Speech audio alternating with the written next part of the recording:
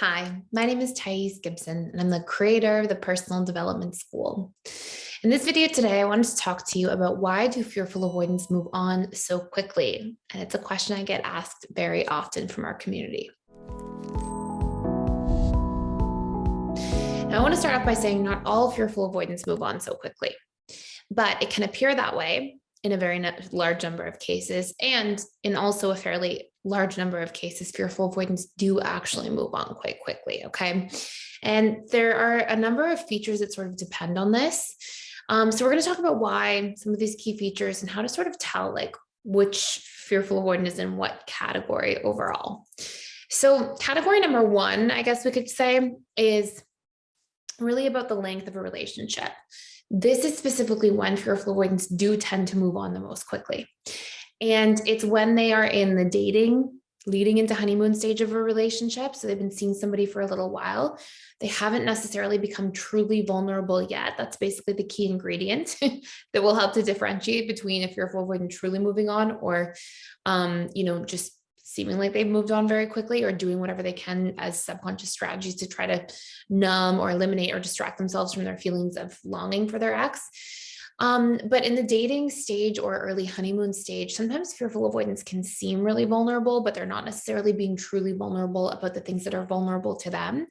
So for example, like maybe if fearful avoidant feels vulnerable about where they're at in their career, and let's say that's their true personal point of vulnerability, something they feel insecure about, but they may share with you like a vulnerable thing about some other area in their life. And that may give you the impression that, oh, the fearful avoidant is quite vulnerable with me. But sometimes they're good at being vulnerable about things they're not really feeling too vulnerable around, if that makes sense. So that will be a big differentiator. It takes quite a long time for a fearful avoidant to become truly vulnerable about the things they truly feel vulnerable about. And when that happens, often FAs are building a much deeper bond with somebody. And so when it seems like, oh, they're moving on so quickly after a relationship breakup, sometimes it's not quite always exactly the way it looks. Sometimes they're rebounding quickly. Sometimes they're doing lots of things to, seem busy or keep themselves busy. And it appears on social media like they're doing well. But generally, fearful avoidants have a bit of a tough time truly moving on when they have basically let somebody in at a deep level, because often they make people feel really seen, or they're really present with other people, and other people can be quite vulnerable with FAs. But it takes quite some time for the fearful avoidant to kind of like reciprocate that back, or find relationships where they feel like they can truly let their guard down and be themselves. So that's sort of like the first sort of thing to pay attention to and be aware of. Now, on the second side of things, in that dating or honeymoon stage, if the FA hasn't become truly vulnerable yet, I mean, that is a part of the reason why they can move on so quickly, because it's almost like they form in the early stages of dating, like more of a one-way bond. And once they feel like that bond is really solidified, sometimes then they feel safe opening up to that other person and having that two-way bond at a deeper level. And that can be a huge contributing factor. But there are a few other really important ones. And by the way, if you are a fearful avoidant, or the ex of a fearful avoidant, and you're moving through a breakup or the end of a situationship right now in some form, you can check out our How to Heal from a Breakup course for free for 7 days using that link below, which will also give you access to literally every course in PDS for that time period. So you can check out any single course. We have 50 plus courses on all sorts of different topics: limerence, infatuation, different attachment styles and relationships together, reconditioning your attachment style, all kinds of cool stuff. And you also get access for that time period to our community events. We have a daily community event with a whole bunch of like-minded people who care about relationships and growth and emotional connection.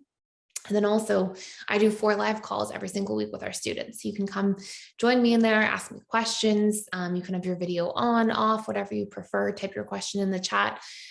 So moving back to what I was saying. So in this other portion, there's the vulnerability that will play a big role. But the other thing that plays a huge role is that sometimes fearful avoidants in that dating and honeymoon stage are not communicating their needs. So what often happens with an FA in this stage of a relationship is they'll sort of like enter into the dating, and they'll make the dating about like, can I trust you? And they'll be paying attention to that.